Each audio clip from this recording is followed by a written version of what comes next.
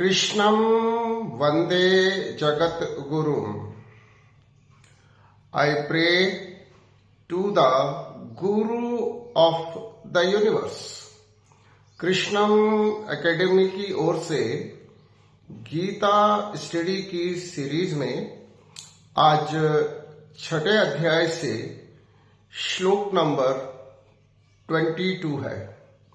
श्लोक है, यम लब्ध्वा च अपरम लाभम मन्यते न अधिकम तत् यस्मिन् स्थितो न दुखेन गुरुणापि विचाल्यते. Having gained the samadhi stage, one does not consider any attainment to be greater. Being thus established, one is not shaken even in the midst of the greatest calamity. समाधि की स्थिति को प्राप्त कर लेने के बाद योगी बड़ी से बड़ी आपदा से भी विचलित नहीं होता है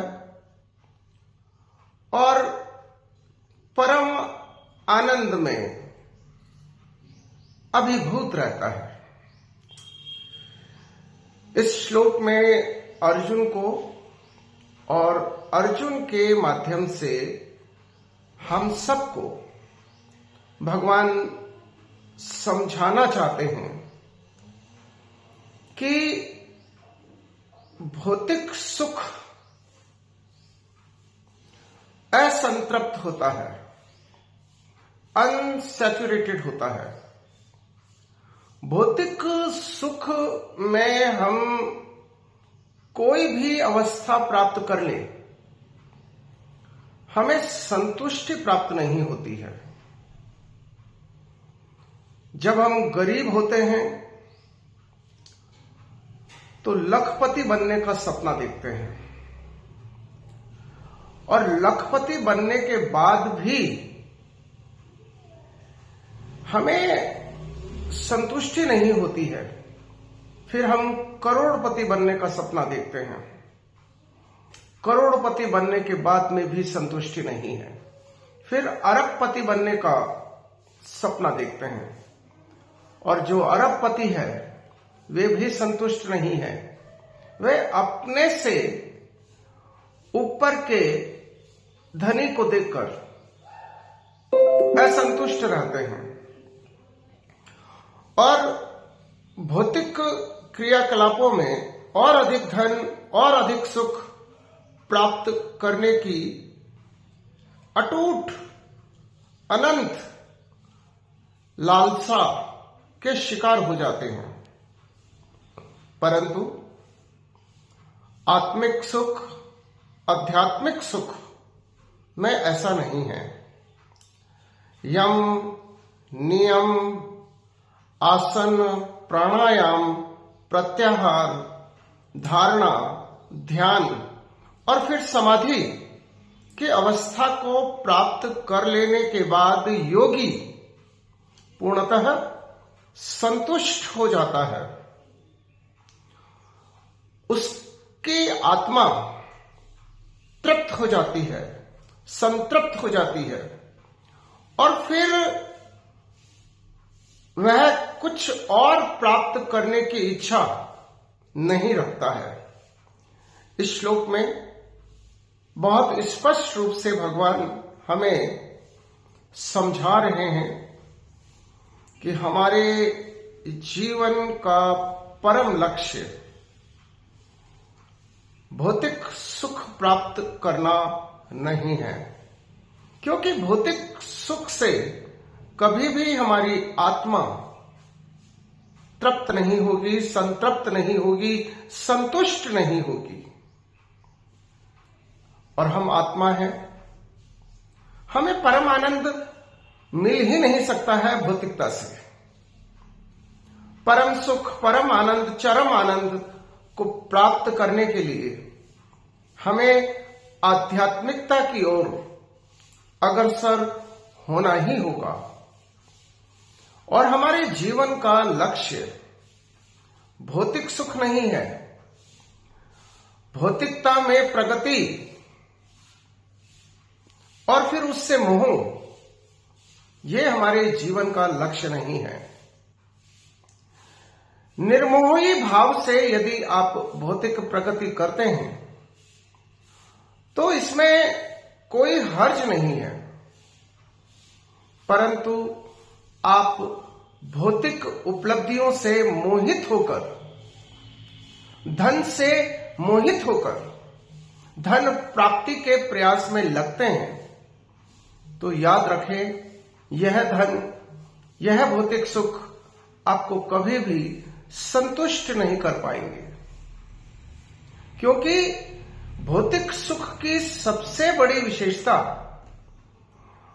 उसका असंतृप्त होना है, अनसैटिस्फाइड होना है। हमारी आत्मा की तृप्ति, हमारी आत्म संतुष्टि है। जब तक हमारी आत्मा संतुष्ट नहीं होगी, हमें परम शांति, परम सुख या परम आनंद प्राप्त नहीं हो सकता है। इसलिए हमें भौतिक संसार में रहते हुए अपने आत्म कल्याण की दिशा में प्रयास करना चाहिए। और आत्म कल्याण अर्थात योग, ज्ञान, कर्म और भक्ति के माध्यम से समाधि की परम अवस्था को प्राप्त करना है। इस श्लोक में भगवान यही कह रहे हैं, यम च अपरम, यम लब्ध्वा च अपरम, जिसे प्राप्त करके फिर उसके लाभम मन्यते न अधिकम। योगी जब समाधि की अवस्था प्राप्त कर लेता है तो फिर उससे अधिक लाभ वह और किसी को नहीं मानता है। यस्मिन स्थितो न दुखेन गुरुणापि विचाल्यते।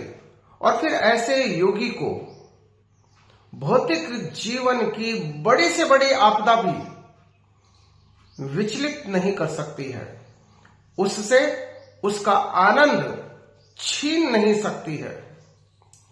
भौतिक उपलब्धियां कभी भी छीनी जा सकती है। सूरत में बहुत लगभग 80 राजस्थानी जो करोड़पति थे, टेक्सटाइल मिल के अंदर आग लग गई और वो करोड़पति सड़क पर आ गए। उनकी 32 वर्षों की मेहनत जो उन्होंने भौतिक उपलब्धियां प्राप्त करने में लगाई, व्यर्थ हो गई। परंतु आत्म कल्याण की दिशा में बढ़ाया गया एक कदम भी व्यर्थ नहीं होता है। भगवान गीता में स्पष्ट कहते हैं अर्जुन को कि आत्म कल्याण के लिए किया गया कोई भी कार्य व्यर्थ नहीं जाता है। हमारी भौतिक उपलब्धियां कभी भी छीनी जा सकती है, समाप्त हो सकती है। मैं ये नहीं कह रहा हूं कि आपको भौतिक उपलब्धियां प्राप्त नहीं करनी है। आप बड़ी से बड़ी भौतिक उपलब्धि प्राप्त करिए, परंतु परमात्मा हमें कहते हैं कि उससे मोहित नहीं होना है। उस उपलब्धि में ध्यान नहीं लगाना है, मन नहीं लगाना है, मोहित नहीं होना है। क्योंकि यदि आप उससे मोहित हो जाएंगे और वो उपलब्धि अगर आपसे छिन गई तो फिर आप अत्यंत दुखी हो जाएंगे। परंतु यदि आप मोहित नहीं होते हैं तो भौतिक उपलब्धियां तो पानी के बुलबुले की भांति है, प्राप्त होती है, समाप्त होती है। और ये हमें कभी भी अपने जीवन का जो चरम लक्ष्य परम आनंद है वो हमें नहीं दे सकती।